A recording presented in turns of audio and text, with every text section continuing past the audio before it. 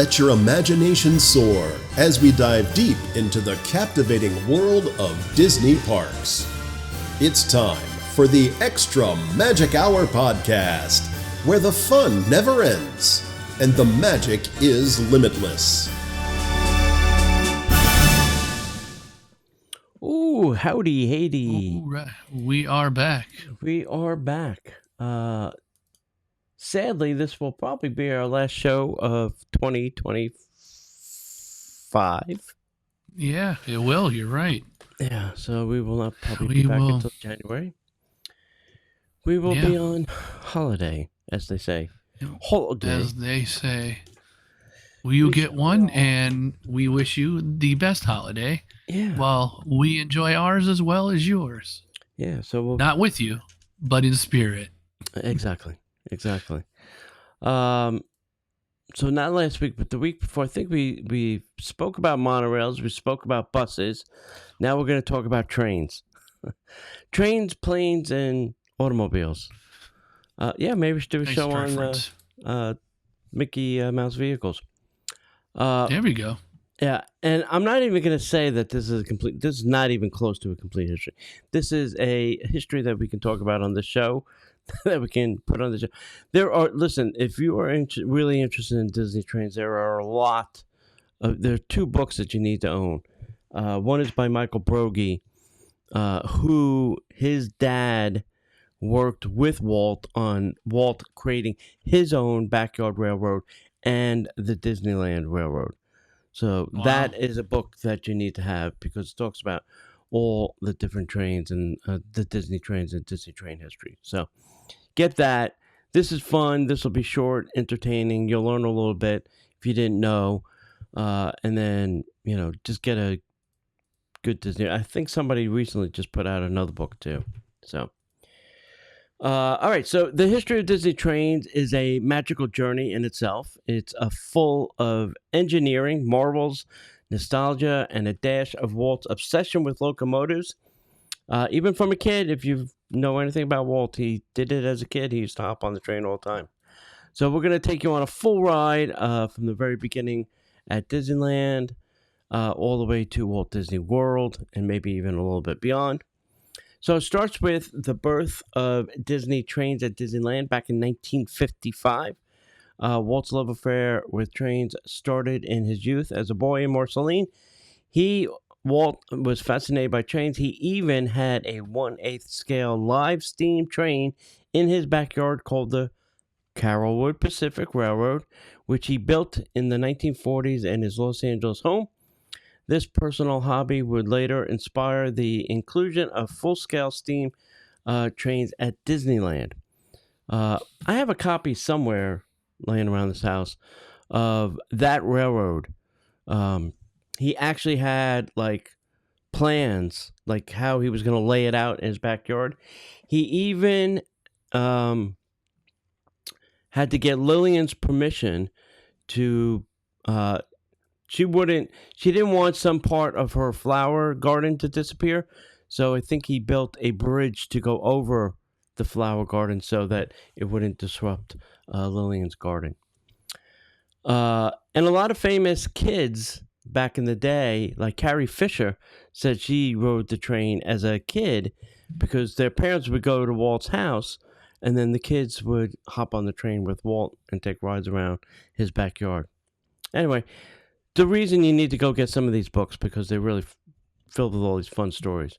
When Disneyland opened on July 17, 1955, the Disneyland Railroad debuted as a major attraction. It was a 1.5-mile narrow gauge railway encircling the park, offering guests a scenic tour of the lands. It's much more than just transportation. It was a storytelling device. And if you ever hear the word berm, it's like the railroad encircled the park, and anything outside of the railroad was considered outside the berm.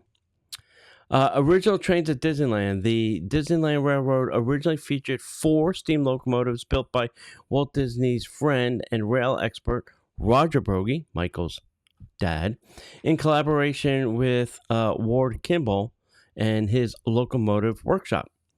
The locomotives were modeled after the classic 19th century trains, and they were named the C.K. Holliday, the E.P. Ripley, the Ernest S. Marsh, and the Ward Kimball, named after Ward Kimball. All locomotives ran on the narrow gauge track, which was a 3-foot gauge, and were fully operational steam engines, which means they had a fire, they had to stoke in order to make the steam, which was in the tank. That's how the train ran. Disneyland trains just weren't for fun. They were also an educational glimpse into railroading and a tribute to the golden age of steam trains. So, pretty cool stuff.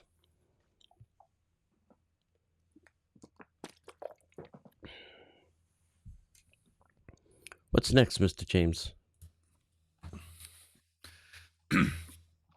Well, expanding the magic, Disneyland Paris and beyond.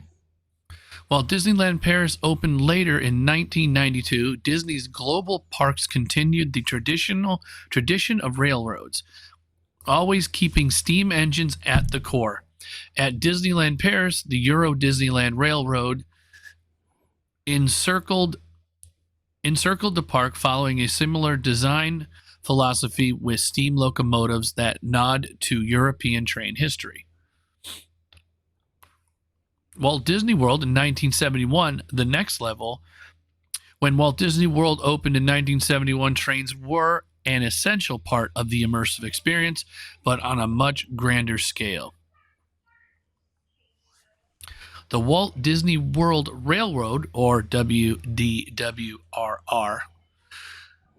opened in October 1st, 1971. The Walt Disney World Railroad was a 1.5-mile loop around Magic Kingdom, providing transportation and a nostalgic ride. Inspired by Disneyland, the Walt Disney Railroad featured 4 steam locomotives built by the Florida-based company Baldwin Locomotive Works.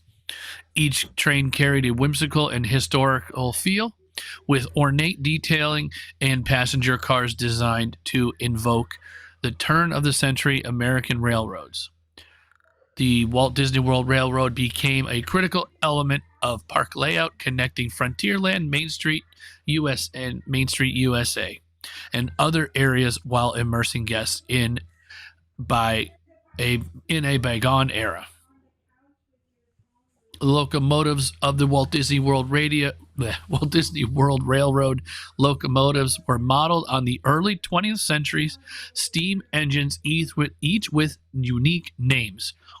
You have the Walter E. Disney, Roger E. Brogy, Roy O. Disney, and Ward Kimball. Each of these engines were 440 American-type steam engines representing classic American railroads. The passenger cars themselves were themed to fit Disney storytelling, from Frontierland-style coaches to parlor car reminiscence of the Gilded Age. Yeah, so it's interesting. So Disneyland, their passengers face the right-hand side of the train. In Disney World, we all face forward motion of the train. The other thing you mentioned was the 440, and that is the type of wheels on the locomotive. It references the type of wheels. I think it could be 440, it could be 442. So it references the type of wheels, and I can't remember the whole shtick about that. All right, let's talk about train types, features, and the park. So Disney trains are more than just locomotives. They are rolling theaters. Here is a quick rundown of some types and features. So steam trains are in most of the parks. The primary type at Disneyland, Walt Disney World, Disneyland Paris are steam trains. Authentic coal or all oil-fired steam engines and fully operational. Often accompanied by vintage passenger cars with storytelling elements. Like, for instance, in Disneyland, oh my God, there's a car named after the Lillian, which is named after Walt's wife, which is actually has like couches and little tables and little oil lamps. completely different. They don't put that on all the time, but sometimes it's on. If it is on, you can ask to ride in it. It is a very fun, unique experience. Occasionally used for maintenance for non-guest facing functions. Parks like Disneyland Paris have diesel backup trains for operational flexibility. We don't have that here in Florida. They also have miniature and model trains throughout the parks. Walt's Carolwood Pacific Railroad inspired miniature train attraction at Disney California Adventure and various Epcot resort areas. Also, in California, if you go to Walt's Barn, it's close to Disneyland. You can go there and ride Walt's original train that he had in his backyard. That is full scale, the whole thing. And then Walt's Barn is where he tinkered and made train stuff. And that is filled with all types of Walt Disney memorabilia and stuff. That barn was actually taken down and was going to be disposed of. And the park said, no, don't do that. Bring that here. Allowed them to resurrect that barn and put it up. And now people can go visit the barn and the railroad. So that's pretty cool. All right, what's up with the new trains?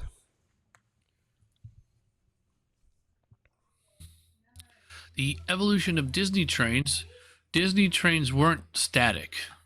They evolved over the decades. Restorations and refurbishes. Disneyland and Walt Disney World locomotives have undergone full restorations to maintain steam integrity and authenticity. I can't. It's today. Locomotives are periodically overhauled at on-site maintenance shops, a nod to Walt's meticulous standards. Expansion of routes. While Disneyland trains circle the park, Disney World trains were extended over time with added stations and scenic elements like Splash Mountain views, Glen Floridian landscapes, and Tomorrowland glimpses. Storytelling elements. Trains. I didn't get that. Could you try again? No. Trains became vehicles for immersive storytelling. Disneyland's Tomorrowland and Frontierland crossing feature elaborate dioramas, while Magic Kingdom's route passes Cinderella's castle and Adventureland's exotic settings. Nice. Interesting. Nice. Let's talk about some fun facts. Walt Disney personally designed much of the Disneyland Railroad to maximize guest experience and park aesthetics.